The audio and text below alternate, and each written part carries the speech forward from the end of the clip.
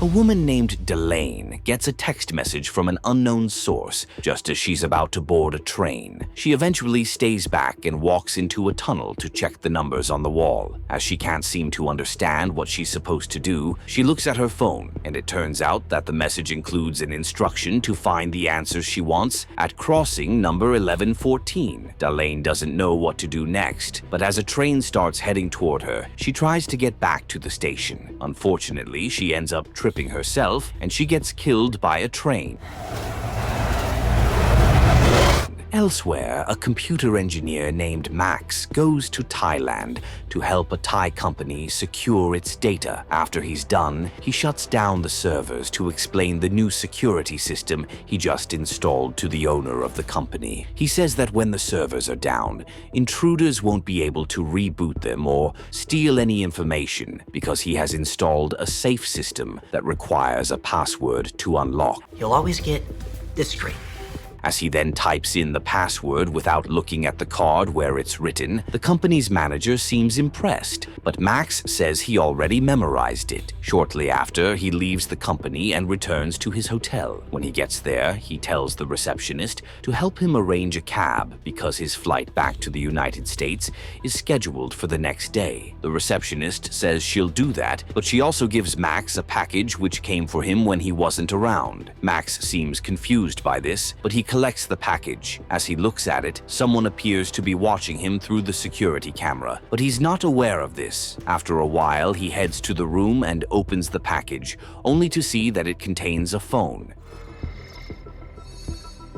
Max still doesn't know who sent him the package, but he just drops it and heads to the bathroom. While he's there, the news comes on, and a reporter talks about a debate in the US Congress over a controversial security funding bill that will allow the NSA to upgrade its current surveillance technology worldwide. Suddenly, Max gets a text from the new phone, and he goes to check it. He then sees a text telling him not to rush home because the hotel has half-price rates for their rooms during the weekend. Max thinks it's a regular promotional text, so he calls the receptionist to ask about the offer. The receptionist confirms that the hotel is having half-price rates for the weekend, and Max decides to extend his stay for one more day. He also tells her to help him rebook his flight. Okay, book me for one more night.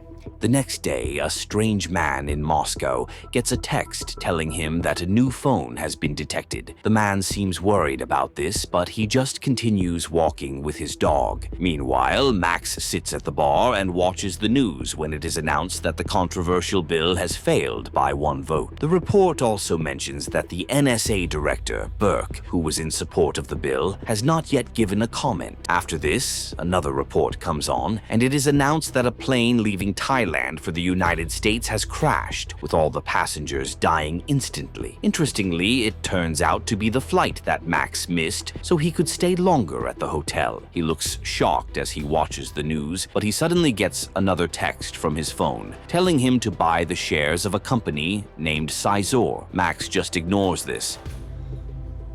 And as he later walks past the reception, he tells the receptionist to thank her manager for his innovative method of advertising. The lady looks confused, but Max talks about the text he got earlier. The lady still doesn't understand what he's talking about, but she says she'll pass the compliment to the manager. Almost immediately, Max checks the texts and sees that they've all come from an unknown sender. When he gets to his room, he calls someone to ask if they can help him track the sender, but the person says they can't. Almost immediately, Max watches the news and sees that Sizer's shares have skyrocketed. Max looks shocked by this, and he remembers the text he got earlier at the bar. The next day, Max goes to the reception to check out of the hotel. Suddenly, he gets a text from his new phone, and after staring at it for a while, he tells the receptionist to help him change his flight again because he now wants to go to Prague. I think I need you to change my flight again. After a while, Max arrives in Prague, and as he leaves the airport, a taxi driver named Yuri comes over to ask where he's going. Max doesn't seem interested in entering Yuri's cab, but Yuri convinces him to change his mind. How can you not trust this face? After Max enters Yuri's cab, he looks at the text he got earlier, and it turns out that the sender told him to go to Prague to make some money. As Yuri starts driving, he introduces himself and says that he's from Moscow. Yuri then asks where Max is from, and he says he's American. As he asks where Max is headed, the computer engineer gets a text from his phone telling him to go to the Empire Hotel. Max tells Yuri that he's headed to the hotel, The Empire. and the driver says it's a really nice place. He then turns back and asks where Max got his phone because it hasn't hit the market yet. Max says it was a gift, and Yuri mentions that it's a really good gift. He then gives Max his card and tells him to call if he needs accessories for the phone. He says that driving is a part-time job for him, and that he's actually a computer technician who can unlock any phone or do anything Max needs for a small fee. Earpiece, charger, let me know. After this, Max gets to the hotel and heads to the reception to book a suite. When he gets there, he calls the mail order house where the phone package came from, but he's informed that the company's policy doesn't allow them to disclose the details of their clients. Max seems frustrated by this, but he suddenly gets a text telling him to go to a slot machine at the hotel's casino. Max does just this. But it turns out that someone is already sitting in front of the machine. He then gets another text telling him how many spins it will take for him to win some money. Since he doesn't want to miss out on the opportunity, Max bribes the man at the machine to leave. 100 euros. After the man leaves, Max spins it and wins 100,000 euros. Max looks shocked by this, but the casino's security team already appears to have their eyes on him because they saw when he bribed the other man. The head of security, Reed, seems surprised by what happened, and he tells his colleagues to keep monitoring Max. While Max is about to collect the money he won, he receives another text telling him to go to a blackjack table. Max then asks for some chips and heads to the table. As he gets there, he receives another text telling him to bet all the 100,000 he just won. Max seems surprised by this, but he still follows the instruction. Surprisingly, Max wins the round and makes more money, and he looks shocked by this. Blackjack. However, Reed notices that Max checked his phone before playing the game. Since no phones are allowed in the casino, Reed sends one of the security guards, Martin, to meet Max.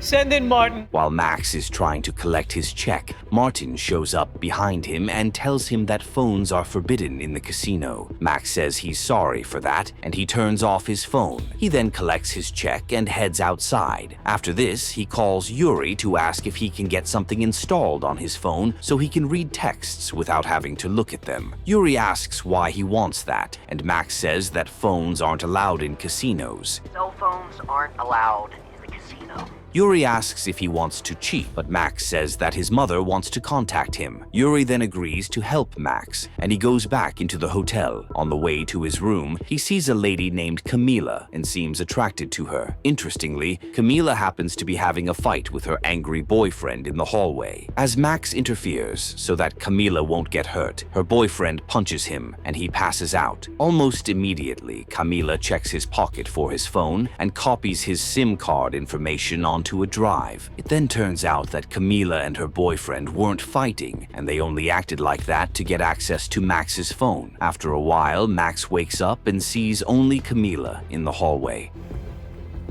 Are you okay? She then apologizes for what her boyfriend did, but he says it's nothing. He then introduces himself to her, and she does the same thing. Almost immediately, Yuri calls Max to meet him outside, and he tells Camila that he has to go. As he asks if he can see her again, she says she'll call his room later.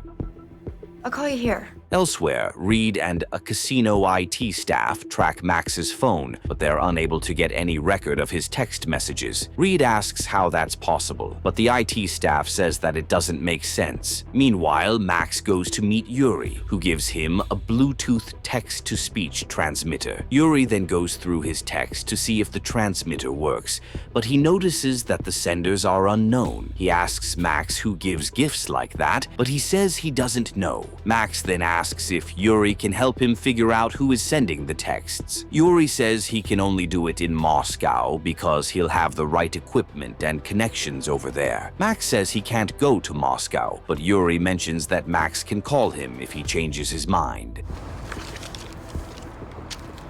Following this, Max returns to the casino after getting a text telling him to go to the castle slot machine. As Max wins 3 million euros, everyone in the room applauds him. But Reed and his men suddenly start chasing him. Max manages to get away, but an FBI agent named Grant eventually knocks him down and says that he's under arrest. As Grant and his fellow agents take Max away, Reed stops them and asks where they're taking him. Grant says that Max has to come with the FBI, but Reed mentions that he doesn't have to take instructions from the Bureau because he no longer works there. Grant still insists that Max is leaving with him, and Reed looks disappointed by this. Nice tie. Interestingly, it turns out that Grant and Reed used to be partners in the FBI. Shortly after, Max is taken to an abandoned building where Grant asks about the phone. Grant says he believes Max stole the credit card of someone named Stewart so he could buy the phone. However, Max denies this and mentions that the phone came to him by mail. Grant doesn't believe this, and he asks who Max is working for. Max says he's not working for anyone and that he doesn't know what Grant is talking about. Grant then asks about Yuri, who he says is a known hacker from Russia. Max says he just met Yuri and that he drove him from the airport. Grant then threatens to shoot Max if he doesn't tell the truth, but he still insists that he's not lying. After this, Grant says he believes Max and he walks away. I believe you.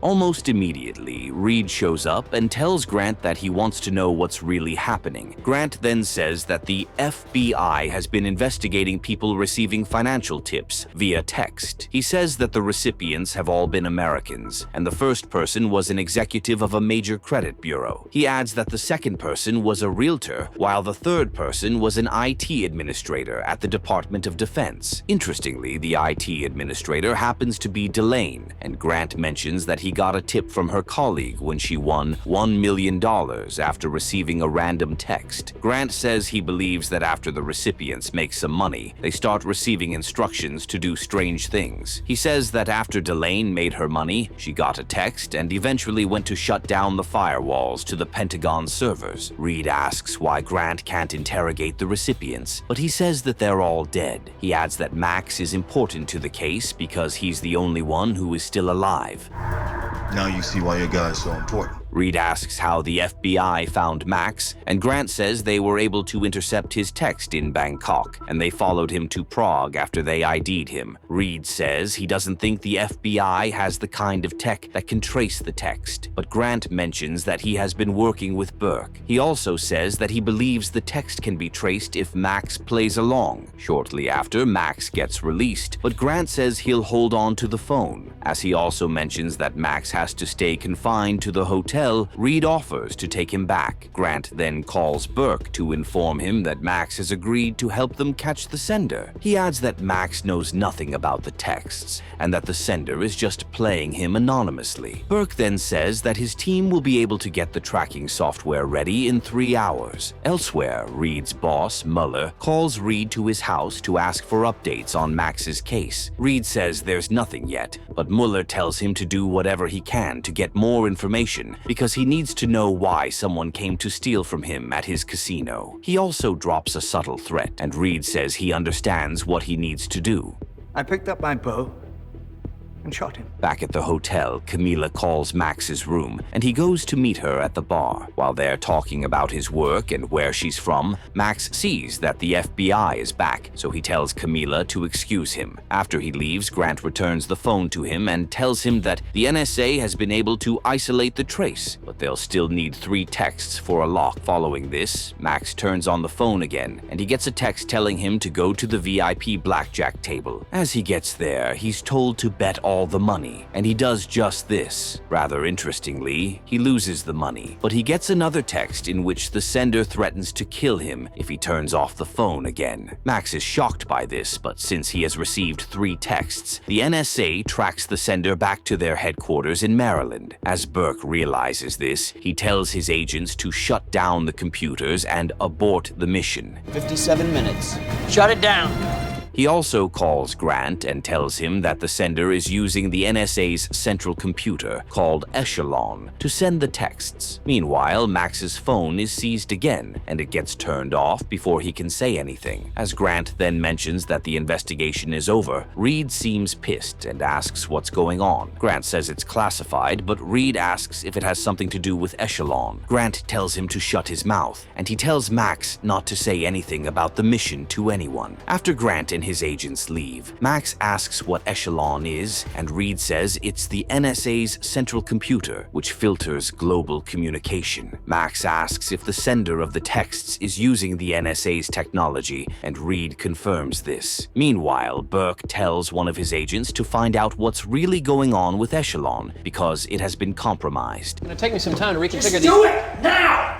The next day, Reed meets Mueller to give him an update on what's happening. Mueller asks what the NSA plans to do, and Reed says they want to trace the texts without Max. Mueller believes the sender might still need Max because he isn't dead, unlike the others. Reed doesn't sound sure about this, but Mueller tells him to keep an eye on Max. Elsewhere, Grant calls Burke to inform him that they've gotten an officer who will impersonate Max. Burke then asks if Max and Reed will stay quiet about what they know. Grant says he's sure Reed won't talk, and that he expects Max to stay quiet because he's scared about the situation. Grant then asks if Burke is sure that he won't use Max for the next mission, and he says he is. After the call ends, Burke calls someone to take down Max because he's not sure that the computer engineer will keep Echelon a secret. Later that night, Camila visits Max in his room, and they spend some time talking about their goals. Camila then says she would like to go to Paris one day. The next morning, Grant receives a text on the phone for Max to go to a particular location. Almost immediately, Grant gets the agent who is impersonating Max to head over there. After a while, the agent gets a text to cross the road, and as he does this, someone messes with the traffic lights, and the man gets killed in the process, leaving Grant shocked. Elsewhere, Kamala wakes up in Max's room and sees him reading articles about Echelon. Max can't seem to believe that the NSA really created a piece of technology that can monitor all the calls, emails, and texts that people receive. He says that the upgrade is even worse because it would have allowed Echelon to monitor people worldwide through their webcams and phone cameras. He says he can't believe that the bill failed just by 1 vote, but Camila says she's sure that people in Omaha are happy about it. Max looks shocked because he didn't tell her that he was from Omaha, and Camila realizes that she has slipped up. As he asks who she works for, Camila sees a sniper about to shoot Max. She quickly tells him to duck, and the sniper misses his target. He continues trying to shoot them, but Camila gets Max to hide in the bathroom. Stay down. Another assassin enters the room, but Camila manages to stand up to him. Their fight eventually gets to the bathroom, and he knocks her down. Before the assassin can hurt her, though, Max stabs him and makes it easier for Camila to kill him. Just as the cops start approaching the building, the sniper leaves the roof of the opposite building. Meanwhile, Reed enters the room and asks if Camila is okay. She says she is, and Max realizes that she has been working for Reed. After this, Reed tells Max to come with him, so they can decide what to do next. Elsewhere, Burke is informed by one of his agents that no one knows how to find the person who took control of Echelon. Burke looks disappointed by this, and as he gets a call from the sniper, who mentions that Max escaped, he seems really pissed. Meanwhile, Grant picks up the phone at the accident scene and sees a text in which the sender threatens to kill him if he doesn't get through to Max again. Grant is shocked by this, and as he wonders if the sender is around, he sees a security camera across the street. Shortly after, Max tells Reed that he thinks the sender of the text tried to kill him for turning off the phone. However, Reed says it's the NSA and that they need to figure out who the sender is so they can cut a deal with Burke to leave them alone. Max then suggests calling Yuri to help with finding the sender, but Reed doesn't like this idea. He adds that Yuri already went back to Moscow, but Max believes they can go there to find him. Reed still refuses to do this because he doesn't think Yuri can be trusted, but Max says he'll go alone. Stop the goddamn car!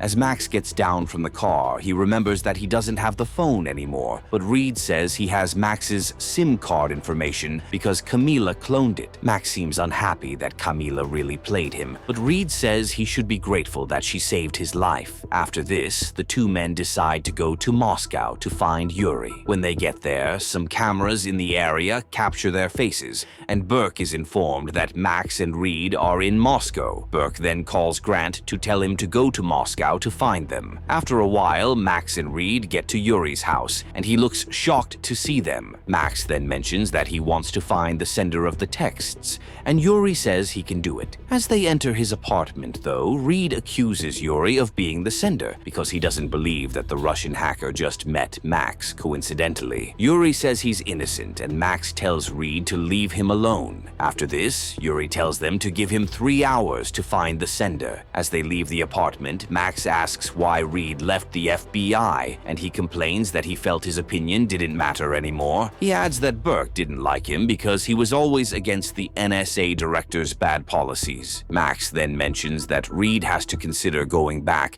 because he doesn't look like someone who enjoys working at a casino. Reed doesn't seem interested in this, and they return to Yuri's apartment. Let's just get back, okay?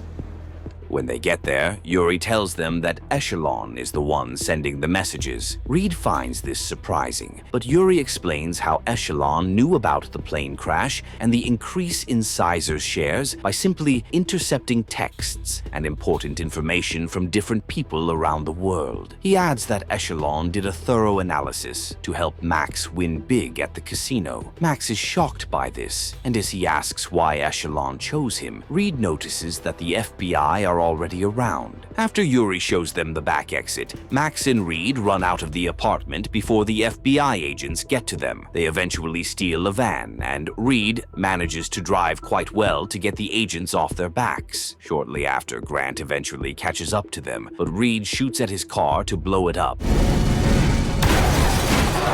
After Grant gets on the ground, Max takes back his phone and sees the last message that was sent. Grant then says he wasn't going to kill them because the FBI needs Max again. He adds that they now think Echelon is sending the messages, and it only wants to stay in touch with Max. This leaves Max surprised, but Grant says they have to work together. Just then, Max gets a text with the coordinates for a location in Omaha where he once did an installation. Following this, they all head to Omaha, and as they get there, a SWAT team opens the bunker where the coordinates lead to. After this, Max gets a text instructing him to authorize BIOS by opening all the servers for access so that outside data can get in. Grant calls Burke to ask for permission to do that. Grant, do it.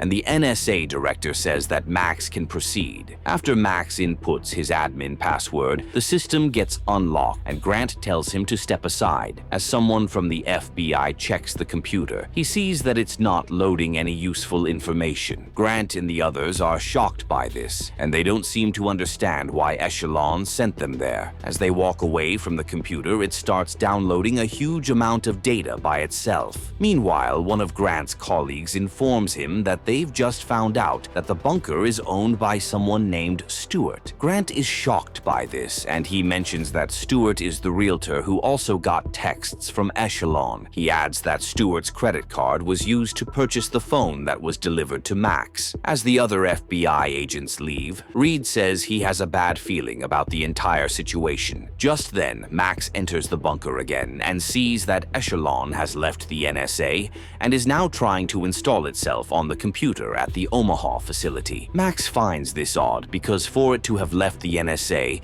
it had to have gotten access to the Pentagon's firewalls. Grant realizes that Echelon texted Delane to do that, but Reed doesn't seem to understand why the NSA's central computer would want to leave the NSA. Almost immediately, it starts upgrading itself, and Max figures out that Echelon is trying to do what Congress didn't approve. Well, there's your answer. What is it?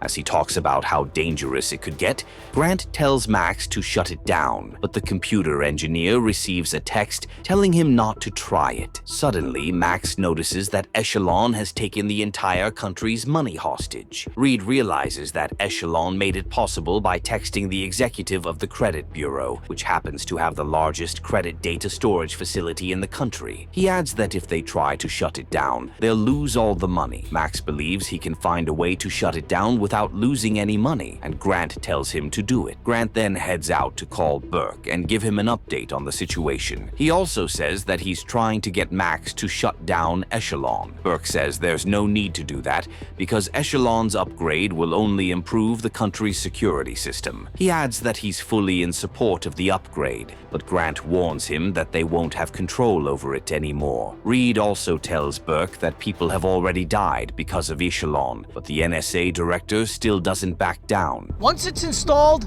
you'll have no control over it. As Grant says he'll let Max shut it down, Burke threatens to have him sent to jail for treason. After the call ends, Burke calls the FBI agents who left earlier to return to the bunker to take down Grant and Reed. Meanwhile, Max struggles to find a way to shut down Echelon. He tells Grant and Reed that he'll need more time, and the two men decide to stand up to the FBI agents when they arrive. Shortly after, Max realizes that he can talk to Echelon by using Yuri's text-to-speech transmitter. As he does this, he asks for Echelon's basic mandate, and it responds that it's to protect the national security of the United States. He also tells it to define the United States, and Echelon mentions that it's a nation of citizens with freedoms protected by the Constitution. Since Echelon's mandate involves protecting the freedom of the citizens, Max tells it to search all the articles on the Senate bill regarding its upgrade. Search all articles for Senate Bill 2330. Meanwhile, the FBI agents have returned, and they tell Grant and Reed to surrender, but they refuse to do this. Things eventually escalate, and the agents start shooting at them. Grant and Reed take cover for a while before they start shooting back at the agents. Just as Echelon keeps pulling up articles about the bill, Max tells it to hurry up and study them. Almost immediately, the upgrade gets completed, but Echelon decides against installing it because all the articles it read point to the fact that it's a threat to freedom. As Echelon shuts down by itself, Max tells Grant and Reed that he did it, but the FBI agents cause an explosion in front of the bunker. Grant and Reed get knocked to the ground,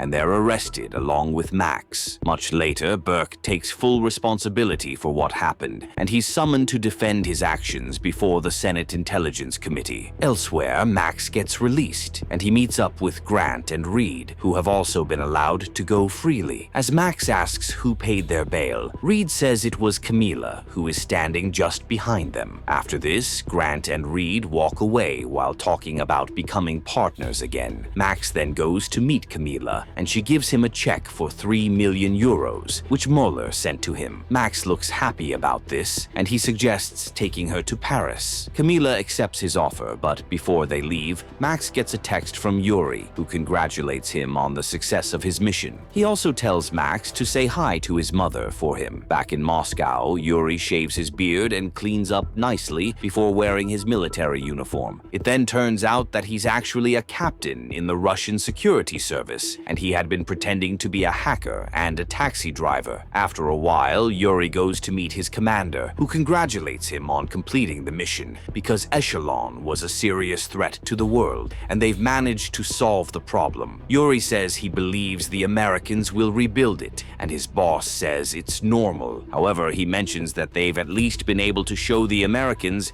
that not everything man builds is for his own good. Yuri agrees with this, and he says that he believes they can help the Americans Americans make the right decision. As his phone then rings, he looks at his boss and turns it off. After the US Congress fails to pass a bill to upgrade Echelon, the central computer decides to take matters into its own hands. Burke seems to be pleased with this, but since Max, Grant, and Reed know how dangerous it can be, they fight to ensure that Echelon doesn't get upgraded. They eventually succeed with their plan, and Max gets Echelon to realize the danger it poses to public freedom. Could this be a glimpse into the future of AI in the world, or should we just rule this out as fiction?